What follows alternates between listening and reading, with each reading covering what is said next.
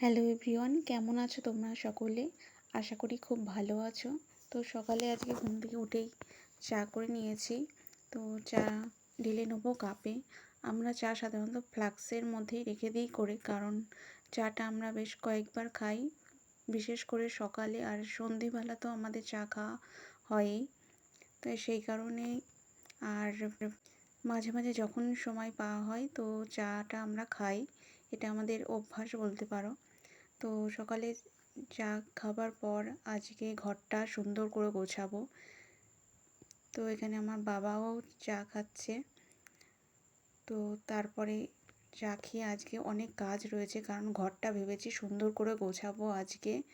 অনেক ঝুল রয়েছে ঘরে, সেই কারণেই আজ সকাল সকাল উঠে পড়েছি। তো চা খাওয়া আমার হয়ে গেছে। এবার আমি ঘরে চলে আসলাম। ঘরে এরকম অবস্থা হয়ে রয়েছে। তো বিছানাটা প্রথমে আমি সুন্দর করে গুছিয়ে নেবো। আজকে সব তুলে ফেলবো, বালিশের ওয়ারগুলো খুলে নেবো, কারণ সব কাচতে হবে। নিজের ঘরটা আমি সুন্দর করে নিজে পরিষ্কার করতেই পছন্দ করি। অন্য কেউ করলে হয়তো কোথায় জিনিস রাখবে সেটা আমি খুঁজে পাবো না, কিন্তু আমি যদি নিজেই গুছিয়ে রাখি নিজের ঘরটা, তাহলে কোথায় কী রাখছি আমার নিজের জানা থাকবে, কাউকে জিজ্ঞাসা করতে হবে না। তো এমন ঘর পরিষ্কার করতে গিয়ে মনে হচ্ছিলো যেন মাকড়সাদারি ঘর। যাদের বাড়ি সাধারণত ঠাকুর বানানোর কাজ হয়, তাদের সময় হয় না এই সমস্ত কাজ করার, কিন্তু তবুও একদিন সময় দিয়ে যদি ঘরের জন্যে যদি সময় দিই, তাহলে ঘরটাও সুন্দর হয় আর দেখতেও খুব সুন্দর লাগে। বারান্দার ঝুলগুলো আমি ভালো করে পরিষ্কার করে নিচ্ছি, কারণ বাইরেটা পরিষ্কার না করলে বাইরের মাকড়সাগুলো আবার ঘরে গিয়ে ঝুল বুনবে। সেই কারণে বারান্দাটাও আমি একটু পরিষ্কার করে দিলাম। এরপরে বালিশগুলো সব আমি ছাদে নিয়ে গিয়ে রোদে রাখলাম। আমার যারা শর্ট ভিডিও দেখো তারা সবাই আমার ফুল গাছগুলো দেখেছো। আমার ছাদের অ্যালোভেরা গাছগুলোর এই অবস্থা হয়ে গেছে যত্নের অভাবে। একদিন এই গাছগুলো পরিচর্যা করব, সেই ভিডিও তোমাদের সাথে শেয়ার করব। আসলে হাওয়ায় এত পরিমাণ পাতা পড়ে যে ছাদে, যে গাছগুলো সব চারিদিকে পাতায় বুঝে টবগুলো ভরে যায়। তো একদিন নিশ্চয়ই তোমাদেরকে সাথে শেয়ার করব, এই গাছগুলো সুন্দর করে পরিষ্কার করব। তো আবার আমি চলে এসেছি ঘরে। ঘরে এসে ভালো করে জানলাগুলো সুন্দর করে পরিষ্কার করে নিলাম। আমাদের বাড়িতে খুব বেশি শৌখিনের জিনিসপত্র নেই, কিন্তু যা আছে, যেটুকু আছে সেটুকুই আমি নিজের হাতে পরিষ্কার করে রাখতে পছন্দ করি। আমি এক একটা জিনিস সরিয়ে ভালো করে নিচেগুলো পরিষ্কার করে দিচ্ছিলাম। যে কোনো জিনিস ঘরের পরিষ্কার পরিচ্ছন্ন করে রাখার কাজ যতটা সহজ মনে হয়, আসলে কিন্তু তা নয়। প্রত্যেকটা জিনিস এক একটা ধরে ধরে পরিষ্কার করতে একটু সময় লেগে যায়, সেটা আমি কাজ করতে করতে বুঝে গেছি।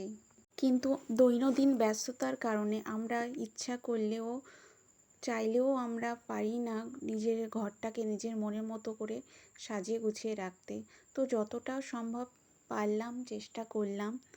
আর এটা আমার লং ভিডিওতে অনেক দিন পরে ভিডিও আপলোড করছি। আসলে আমি চেয়েছিলাম 1000 সাবস্ক্রাইবার সম্পূর্ণ হওয়ার পরেই আমি ভিডিও দেবো ইউটিউবে, লং ভিডিও। তো যারা আমার ভিডিও দেখো এবং দেখছো তারা সাপোর্ট করো, এই চ্যানেলের পাশে থেকো, যাতে আমি আরও অনেক নতুন নতুন সুন্দর ভিডিও তোমাদেরকে দিতে পারি। এই কানের দুলটা আমার খুব পছন্দের, গোছাতে গোছাতে পেলাম। আমি সব জিনিসগুলো এক একটা করে ধরে ধরে সব পরিষ্কার করে নিচ্ছিলাম। তারপরে আমি সুন্দর করে সাজিয়ে রাখবো ওপরে। জিনিসপত্রগুলো ধুলো হয়ে থাকলে দেখতে অতটাও ভালো লাগে না। এটা আমাদের ছোটোবেলার ফটো, আমার মা বাবা এবং দিদির মেয়ের সাথে। এবং এখন যেটা মুছি এটা আমার ঠাকুমার ফটো। তো সবগুলো আমি সুন্দর করে মুছে নিচ্ছিলাম। সমস্ত কিছু গুছিয়ে রাখতে একটু সময় লাগলেও আমি চাই যতটা সম্ভব পারফেক্ট করে গোছানোর, কারণ জায়গা জিনিস জায়গায় থাকলে সহজেই সেটা আমরা ব্যস্ততার মধ্যেও আমরা খুঁজে পাই। তো ফাইনালি গোছানো হয়ে গেছে। তারপর মা বলল কলাগুলো পচে যাচ্ছে, কবে খাবি? তো আমি কাজ করতে করতে একটা কলা খেয়ে নিলাম। এটা আমাদের গাছের কলায়, বাড়ির গাছে হয়েছিল। তারপরে আমি আবার যে সমস্ত লেপের ওয়ার যা ছিল, বিছানার চাদর সব কাচার জন্য নিয়ে গেলাম বাইরে। আর ভিডিওটা অন আছে নাকি সেটাও দেখে নিলাম। তারপর জল গরম হয়ে গেছে। আমি সাধারণত গরম এবং ঠান্ডা জল মিশিয়ে যে সমস্ত জিনিস কাচার সেগুলো গাছি। আর এই হলো আমার ফুল গাছ, আমার খুব প্রিয় ফুল গাছ, আমি ভীষণ ভালোবাসি। আর এই গাছটা আমার খুব প্রিয়, কারণ আমি একটা ছোট্ট ডাল পুঁতেছিলাম, কিন্তু আজ সেটাই এত বড় হয়ে গেছে গাছটা। তারপর এসে আমি ফ্যানটা পরিষ্কার করে দিলাম, একদম নতুনের মতো লাগছিল ফ্যানটা পরিষ্কার করার পর। কারণ গরম পড়ে গেছে, এখন রোজই ফ্যানের দরকার, তাই ধুলোটা না মুছে নিলে সারা ঘর ধুলো হবে। চেয়ারের উপরে উঠে আমি ফ্যানটা পরিষ্কার করছিলাম, ভাবছিলাম যে যদি পড়ে যায় এখান থেকে, আজকে আমি তো গেলাম। তারপরে পরিষ্কার করার পরে চেয়ার বালতি সব নামিয়ে নিলাম, বিছানাটা পরিষ্কার করে নিলাম। তারপরে আমি সুন্দর করে বিছানার চাদর পেতে দিলাম। আমার ঘর গোছানো কাজ ফাইনালি হয়ে এসেছে। এই দেখো, আমার ঘর গোছানো আমার প্রায় কমপ্লিট হয়ে গেছে। আমি নিচে যে সমস্ত নোংরা পড়েছিল সব উঠিয়ে নিয়ে ভালো করে ঘরটা ঝাঁট দিয়ে নিলাম। এরপর সুন্দর করে আমি ঘরটা মুছেও দিলাম। রোজ মুছতে মুছতে ঘরটা একদম প্লেন হয়ে গেছে। তো বাইরে এসে দেখছিলাম বাবা ঠাকুরের মুখ তৈরি করছিলেন এদিকে ডাইস দিয়ে। তো আর মোছার পর যে জল বেঁচেছিল সেটা আমি ফুল গাছে দিয়ে দিলাম।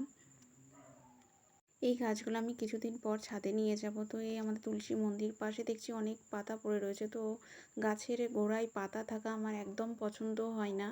তো আমি যখনই দেখি গাছের গোড়ায় কোনো পাতা পড়েছে বা নোংরা হয়ে গেছে, তো আমি পরিষ্কার করে দিই গাছের গোড়াগুলো। কারণ গাছের গোড়ায় কোনো পাতা বা নোংরা পড়ে থাকলে সেগুলো গাছটা দেখতে ভালো লাগে না। সেই জন্য আমি যখনই দেখতে পাই যে গাছের গোড়ায় পাতা জমে রয়েছে, তো আমি ফেলে দিই। এই যে টমেটো গাছ হয়েছে আমাদের বাড়িতে, কোনো রকম সার কিচ্ছু দিইনি, এমনি হয়েছে। আর এইগুলো আমার ফুল গাছ। তো আজকের ভিডিওতে এইটুকুনি দেখানোর। তোমরা ভিডিওটা লাইক করে সাবস্ক্রাইব করে পাশে থেকো। এবং কাচার পরে পরিষ্কার হয়ে গেছে, বালিশের ওয়ারগুলো আমি আবার পরিয়ে সব রেখে দিলাম, সুন্দর করে গুছিয়ে রেখে দিলাম। তো ফাইনালি কমপ্লিট আমার গোছানো। ধন্যবাদ সবাইকে ভিডিওটা সম্পূর্ণ দেখার জন্য।